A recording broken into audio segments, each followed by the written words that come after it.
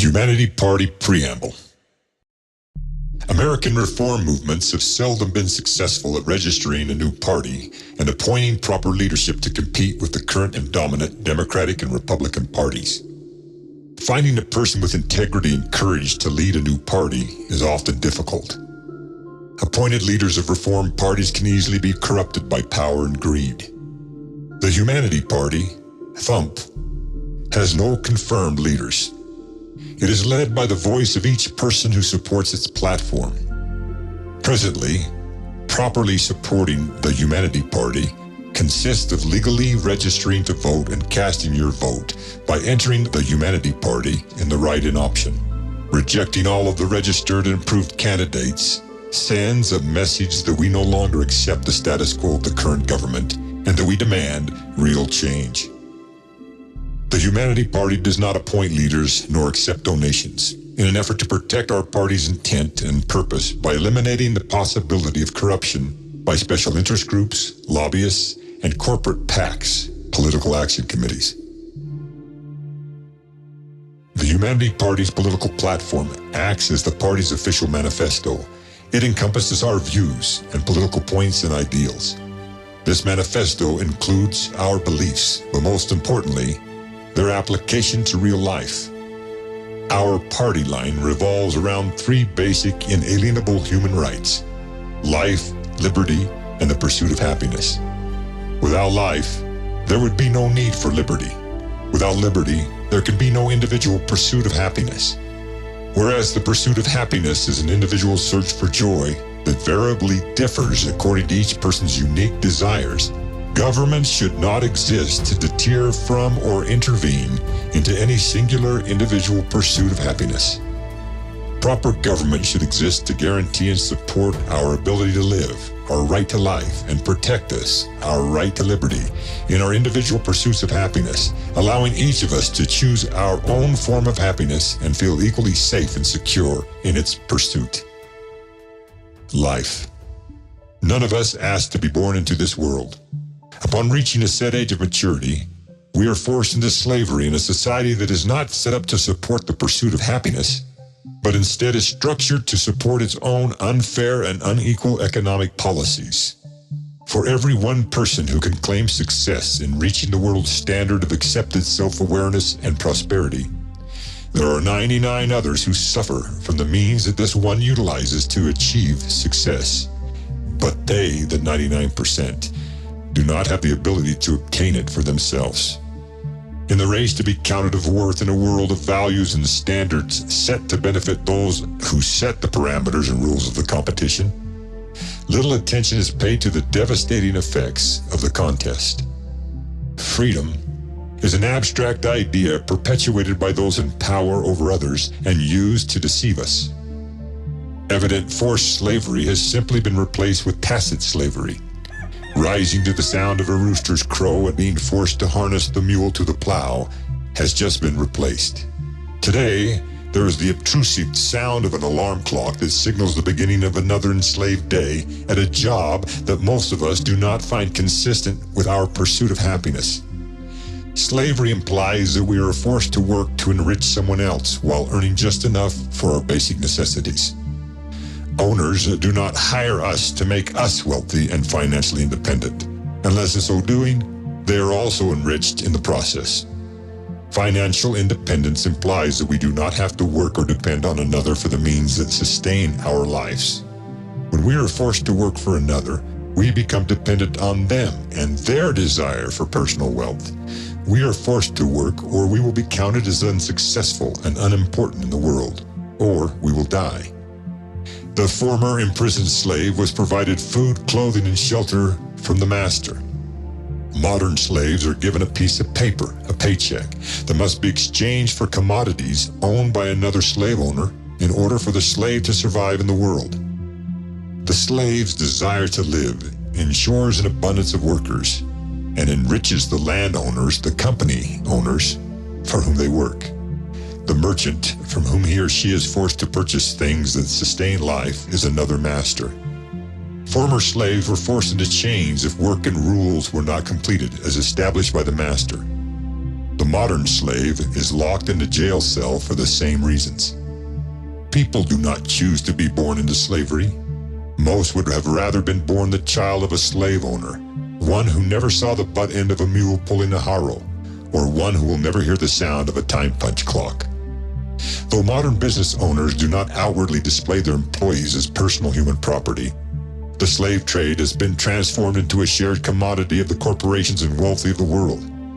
Within the commercial organizations that buy and sell goods, make products, and provide services, there exists the proprietary implication that if one slave refuses to work for a company in order to remain alive, the rebellious runaway must submit to another. By running away from one plantation, a corporation, the need to eat and be clothed and housed necessitates the reliance on another master. Governments should exist to eliminate slavery and ensure that anyone born into this world is guaranteed equal rights to life and the support of that life until death relieves them from the involuntary obligation of existence. The rights to life include basic nutritious food, clothing, shelter, health care, both physical and mental, and the opportunity for an education. A proper government must provide these basic human necessities without charge through social programs or by providing the means whereby a person can obtain these rights through gainful and fulfilling employment. The obligation to protect and promote human life is required and expected and should be a government's greatest and only responsibility. Liberty. Liberty implies that we are free from arbitrary or despotic government or control, that we are sovereign and independent and free from external or foreign rule, that we are free from interference, obligation, restriction, and hampering conditions, that we have the right and power to do, think, and speak according to our individual choice, that we are free from unwarranted captivity, confinement, or physical restraint. For the majority, true liberty has never existed in the United States of America. The American dream is exactly that, a dream. The image that America presents to the world is a deception. American prosperity and innovation deceives the world into thinking that the product of the American free market economy affects all Americans equally. Nothing could be further from the truth. The American dream quickly fades into unattainable goals that only a few who have the proper economic numbers, money, to support them can attain. The numbers calculated in setting the value of money are abstractly and randomly applied to human life. We invented money and the values that we accept of it. Therefore, we can control money through the proper government regulations. Uncontrolled, money leaves a mark of depression and hopelessness embedded deeply in the hands, the action and work, and foreheads, the thoughts of the dreamers. True liberty cannot be attained unless a government that is empowered by the people empowers the people in return and protects them in their individual pursuits and desires of happiness. True liberty does not include force. It does not include being forced to work at a job that one does not like in order to enrich another so that the other does not have to work. Liberty is not being forced to submit to laws that do not protect one's freedom of individual choice. Proper government should only establish laws that protect each person's liberty from being affected by another person's. Yet these laws should not impede, deter, or define either's individuality or happiness. The pursuit of happiness. It has to do with the 13th Amendment to the Constitution, which abolished slavery. The amendment reads, in part, "Neither slavery nor involuntary servitude, except as a punishment for crime, shall exist within the United States." All of that made perfect sense to me, minus this one part, except as a punishment for crime. The United States of America incarcerates more of its citizens than any other nation on earth. Current laws are not equitable across economic lines. U.S. law protects economic success and punishes economic failure. People are locked up in U.S. prisons, not because lawmakers are afraid of them, because they are dangerous to society, but because they are angry with them for not meeting the standards of success implied by the American dream and the image of successful living that lawmakers have set for themselves. Incarceration has become the response to all our societal problems. If a person does not meet the same standards and ideals in that person's pursuit of happiness as the lawmakers, that person becomes a criminal. going to school, having a career, and forming a family according to preconceived and set standards of those with the money and means to reach these goals, dehumanizes those without the means.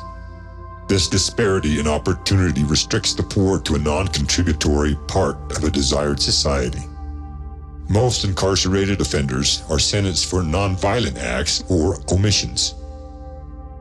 Drugs are the main offense that lands many pursuers of happiness in prison. Instead of our government concentrating on why people take drugs, its lawmakers concentrate on their own inexperienced perception of a drug user. Yet many of these same lawmakers abuse legal pharmaceutical drugs that they have approved by law to counter the very same symptoms that affect the illegal drug user. Depression from failure is the main reason why people use drugs. In their effort to justify their own depression, lawmakers approve their own solutions and in the process gain thereby. Pharmaceutical corporations make more contributions to current political campaigns than most other political contributors. There are less expensive and more abundant natural means that perform the same effects as expensive pharmaceutical drugs. These natural drugs include nutritious foods. Too expensive for the average person, proper nutrition that can prevent disease and relieve depression, especially if it is provided free of charge, takes a back seat to the profits that are made by countering the effects of a poor diet. If one makes a lot of money, that person is successful and applauded by society. The successful are supported by the government through laws that approve and praise success and the value of riches, while discounting success in health and strength. No one can pursue happiness without a healthy body and mind. Government's first priority in the support of the individual pursuit of happiness must be the physical and emotional health of its citizens. Emotional health is just as important as physical health. Emotional health is supported when an individual feels self-worthy and of value to the society in which that person exists. Proper government must exist to empower and support the individual in setting personal standards for happiness without the government setting its own standards and imposing them by law. The only way to protect and support individual life, liberty, and the pursuit of happiness is for the people themselves to define the parameters by which these vital, inalienable rights are protected and supported by their government.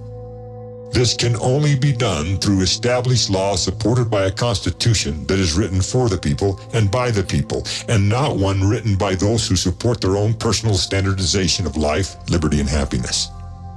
Life, liberty, and the pursuit of happiness mean different things to different people across a wide variety of economic cultures and ideologies.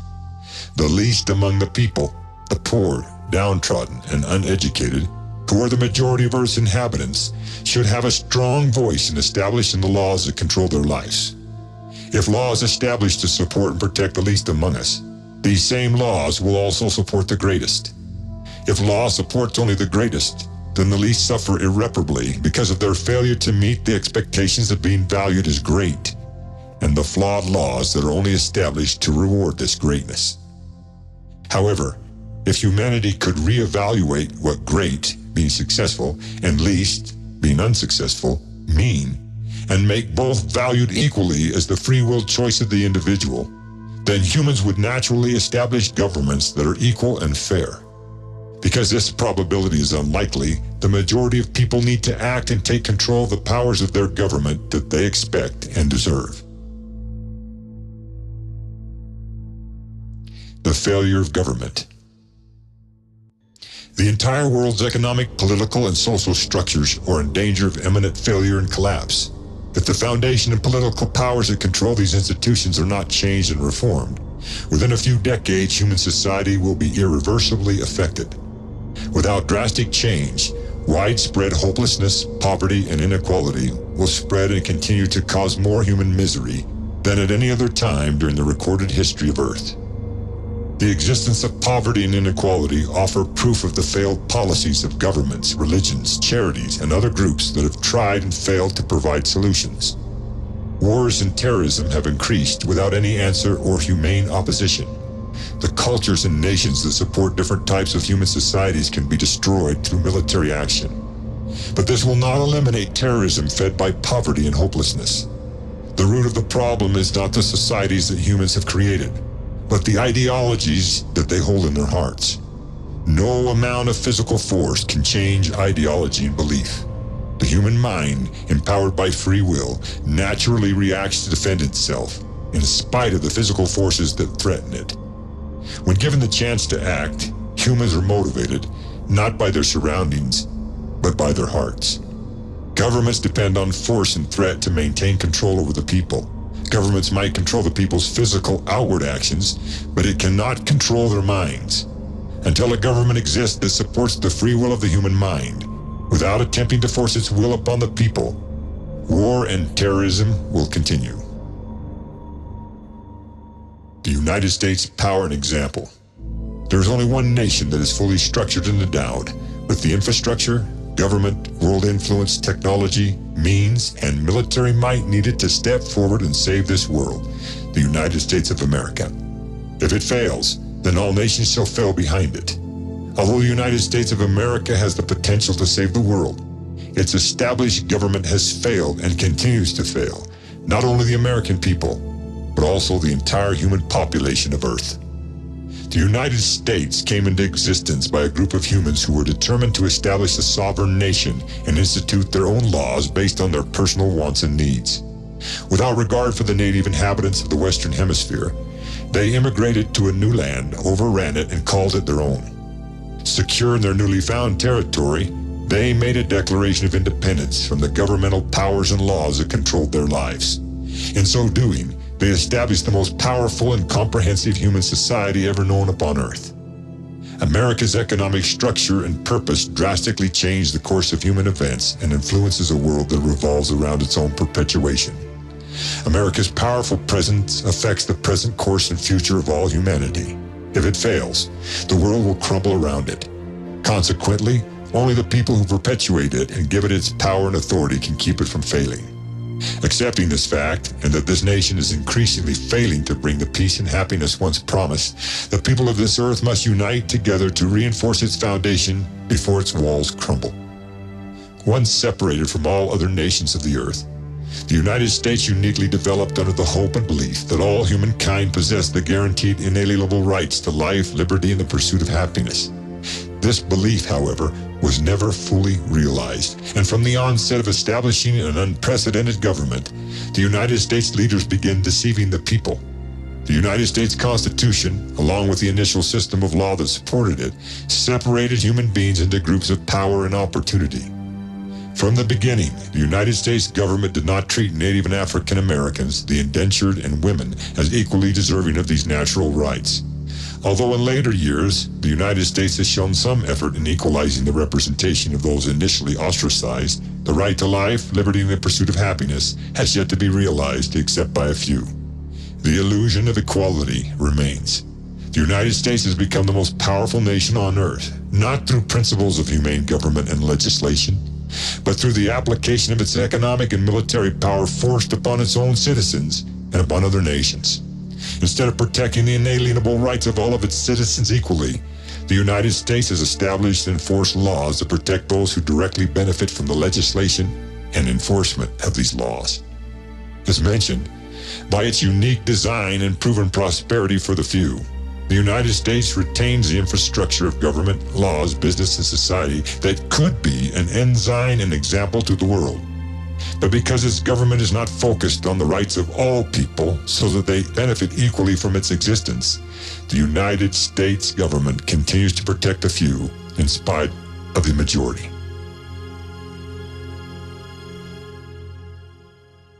Three principles of law of a humane government. Proper and humane government for the people, by the people, and of the people must be structured on the following three principles. The first principle and law of government is that government shall never be self-serving, or in other words, it shall never act in and of itself and of its own accord or for the sake of its own existence. Government must be restricted in its powers to ensure that it abides by this first principle and law.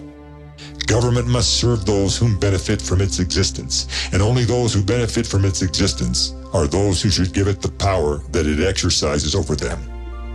The second principle and law of this government is that it will guarantee the freedom or the free will of all those whom it serves. This second law and principle enables government to establish laws that restrict those whom it serves from infringing on the free agency of another, or from having another infringe on their free will. This second principle and law restricts government from doing anything that infringes upon the free agency of those whom it serves, except in the defense of their individual free will. The third principle and law of this government, and the most important, is that it shall provide the means whereby those whom it serves may have an equal opportunity to experience the happiness that they desire. Government must provide these things that are necessary to fulfill the measure and purpose for the existence of those whom it serves, which purpose is the pursuit of individual happiness. The Humanity Party is not delusional in believing that the appointment of any popular politician or celebrity will produce a successful challenge to the two-party Republican or Democratic candidates. The Humanity Party's first objective is to give the people hope and educate them about the power of their vote. The Humanity Party offers a united and equal face to each and every person who legally registers to vote and then uses the write-in option to send a clear and powerful message to the balloted candidates. The Humanity Party hopes that Thump wins the majority of votes and sends a strong message to the political powers that control our lives. It is our intent to send a message to government authorities that we demand drastic changes, and most importantly, that we provide the solutions and define the change that we desire.